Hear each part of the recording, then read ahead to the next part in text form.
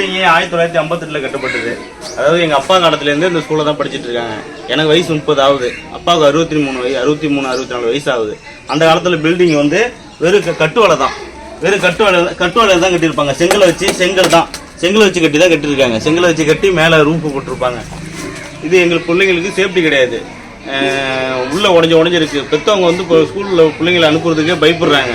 பள்ளியிடமா போவானா, ஸ்கூல் இது மாதிரி இருக்கு, கவர்மெண்ட் ஒன்றும் செய்ய மாட்டேது, மனு கொடுத்து யாரும் வந்து ரெஸ்பான்ஸ் பண்ணல அப்படின்னு சொல்லி ஸ்கூலுக்கு அனுப்ப மாட்டாங்க.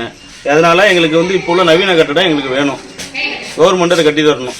இந்த பில்டிங் நல்லா தான் இருக்கிற மாதிரி இருக்கு. பேட்ச் ஒர்க் பண்ணிடுறாங்களா? அது பேட்ச் ஒர்க் பண்ணாங்க, 2011 பண்ணாங்க பேட்ச் ஒர்க். அதுலேருந்து எதுவும் பண்ணல.